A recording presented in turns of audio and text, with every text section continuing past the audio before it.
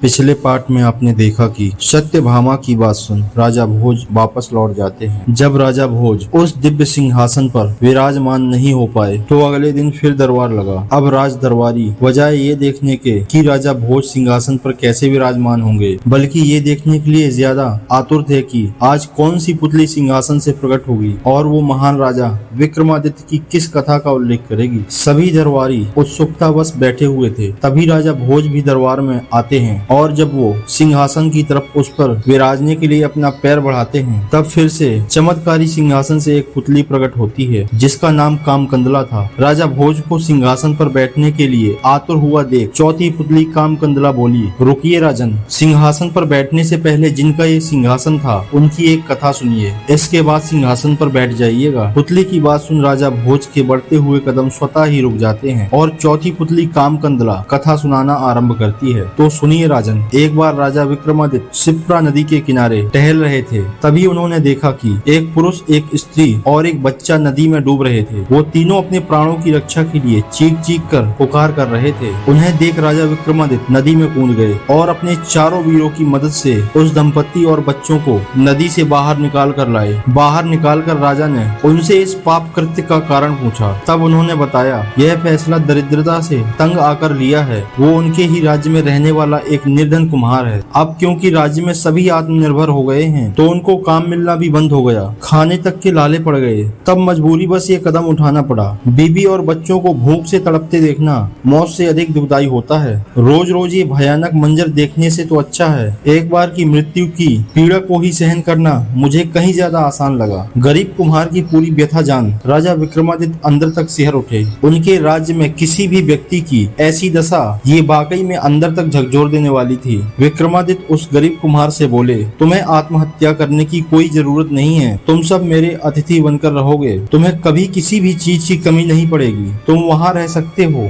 विक्रमादित्य की बात सुन वो गरीब कुम्हार बोला, माफ करें राजन, आपकी बात उचित है, पर हे राजन, कोई भी कितना भी दयावान क्यों ना हो, 5 या 10 दिन से ज्यादा कोई अतिथियों की देख रेख नहीं कर सकता और अंततः अतिथि को अपमानित होकर वहाँ से जाना होता है। तो 4 दिन की चांदनी और फिर अंधेरी रात से बेहतर हमारा मर जाना ही बेहतर है। वैसे भी कुछ दिन राजसी सुख भोगने के बाद तो हमें अपना जीवन और भी नर्क लगने लगेगा। तब राजा विक्रमादित्य बोले, नहीं महोदय, ऐसा बिल्कुल भी नहीं है। आप जब तक चाहे रह सकते हैं। चाहे तो आप पूरी जिंदगी हमारे अतिथि घर में रह सकते हैं। आपकी सेवा में किसी भी प्रकार की कोई कमी नहीं होगी। राजा विक्रमादित्य के इतने कहने पर वो गरीब कुम्हार उस परिवार सहित अतिथि घर में आकर रहने लगे। राजा ने उनकी खातिरदारी के लिए वहाँ नौकर चाकर तैनात कर दिए जो हर समय उनकी हर जरूरत को पूरा करने के लिए वहाँ मौजूद रहते। कुम्हार और उसके परिवार के दिन अब बड़े ही खुशी के साथ बीतने लगे। उन्हें किसी भी चीज की कोई कमी न थी, लेकिन वे जहाँ भी रहते उस स्थान को बिल्कुल भी साफ सुथरा नहीं रखते। जो वस्त्र पहनते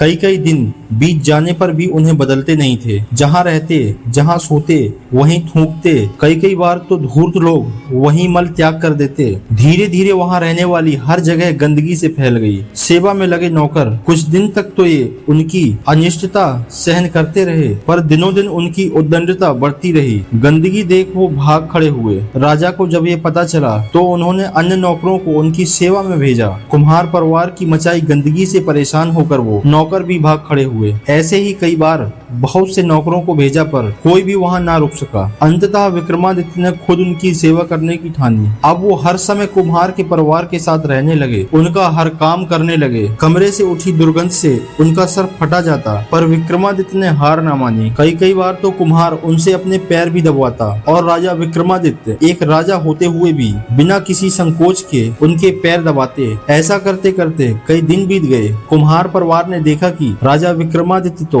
उनकी सेवा में बिल्कुल अड़िग हैं। वे बिना किसी रोक टोक के उनके दिए हुए काम को करने की वो हर कोशिश की जिससे राजा विक्रमादित्य अपना आपा खो दें और उनके साथ दुर्व्यवहार करके उन्हें निकाल दें। पर हुआ इसका उल्टा। जितना उनका व्यवहार खराब होता जाता, विक्रमादित्य का व्यवहार उनके प्रति और भी नर्म होता गया। अंततः एक दिन कुम्हार परिवार ने विक्रमादित्य को उकसाने के लिए अपने पूरे शरीर पर मलमूत्र लेप लिया और विक्रमादित्य को उसे साफ करने को कहा। विक्रमादित्य ने जब उनका ये हाल देखा तो वो बिना किसी संकोच के उनकी सफाई करने के लिए जैसे ही आगे बढ़े, तभी एक दिव्य प्रकाश विश्वास के साथ पूरा कुम्हार परिवार अपने असली रूप में आ गया। दरअसल वो कोई निर्धन कुम्हार नहीं बल्कि खुद वरुण देव थे, जो अपने परिवार सहित राजा विक्रमादित्य की परीक्षा लेने आए हुए थे। विक्रमादित्य के इस सहज व्यवहार से प्रसन्न होकर उन्होंने विक्रमादित्य को वर दिया कि उनके राज्य में कभी सूखा नहीं पड़ेगा, पहले की भांति फसल की पैदावार दोगुनी हो जाएगी। ये वरदान देकर वे अंतर्ध्यान हो गए। इतनी कथा कहकर चौथी पुतली कामकंदला बोली, सुना राजा भोज, ऐसे थे राजा विक्रमादित्य। अगर तुम उनकी जगह पर होते तो